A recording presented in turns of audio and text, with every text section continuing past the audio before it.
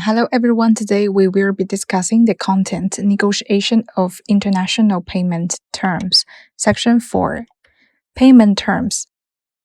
This section primarily focuses on understanding remittance terms, collection terms, letter of credit terms, and terms combining documentary collection and letters of credit.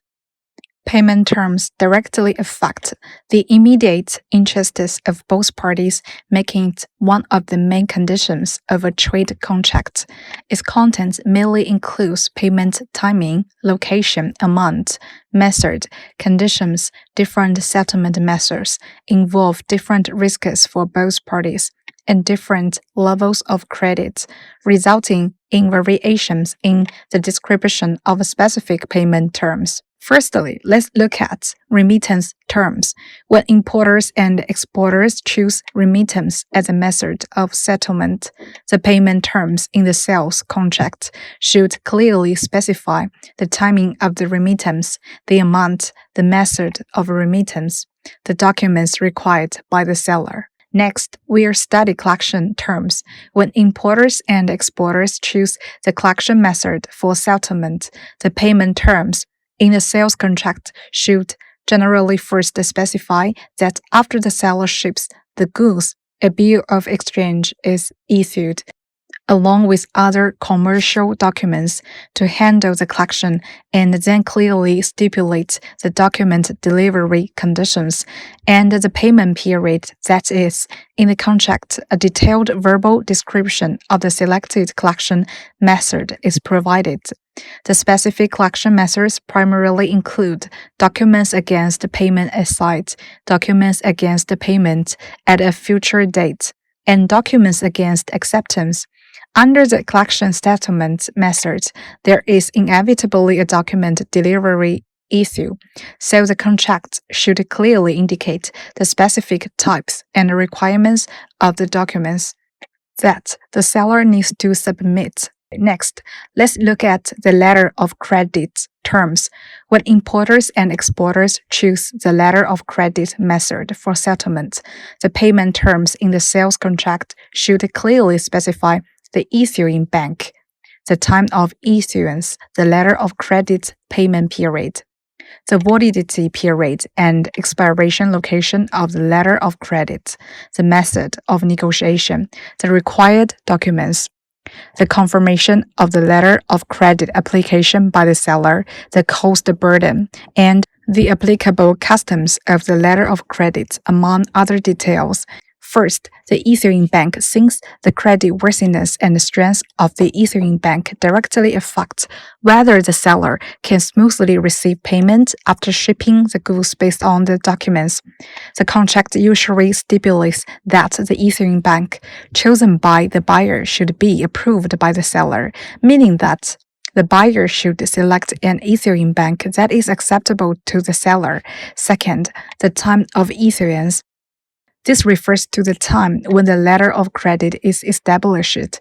In letter of credit settlements, the seller should strive to prepare goods after receiving the letter of credit, or at the very least, ship the goods only after receiving the letter of credit. It is clear that if the contract does not clearly specify the deadline for the buyer to establish the letter of credit through the bank, the seller will be unable to determine whether they should prepare goods, when to charter a ship or book a container, and when to ship. Additionally, to avoid delays in the transmission of the letter of credit, the contract should specify the time by which the letter of credit reaches the seller's location, rather than just the time of its issuance. Third, the letter of credit payment period. The payment period of the letter of credit determines the timing of the buyer's payment. Under a side letter of credit, the buyer should make payment immediately upon presentation of the documents. Under a user's letter of credit, the buyer will make payment at a future date. After presentation of the documents, the difference in payment periods determines the different parties who bear the interest. Clearly, the seller prefers settlement through a side letter of credit, while the buyer prefers settlement through a usance. Letter of credit. If the letter of credit requires the issuance of a bill of exchange, the term of the bill of exchange is the payment period of the letter of credit. Fourth, the validity period of the letter of credit. This is the latest time for the seller to present documents after shipping the goods. In practice, it is usually stipulated as 15 days after the bill of lading date. Fifth, the expiration location of the letter of credit. This is the location where the validity period of the letter of credit expires. The seller should strive for the expiration location to be in their own country and should avoid accepting letters of credit with an expiration location abroad. 6. The method of negotiation. The method of negotiation of the letter of credit determines the way the issuing bank makes the payment. There are 3 methods of negotiation for letters of credit: payment acceptance and negotiation. Under normal circumstances, sellers tend to prefer freely negotiable letters of credit. 7th, required documents in letter of credit settlements.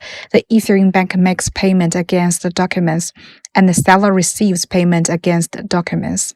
If the parties do not clearly specify in the contract what documents the seller should submit and the specific requirements for the documents, the buyer will have no basis when filling out the required documents section of the letter of credit application, either making unilateral decisions or engaging in repeated consultations with the seller on the required documents issued. This will affect the speed of issuing the letter of credit and the efficiency of performance.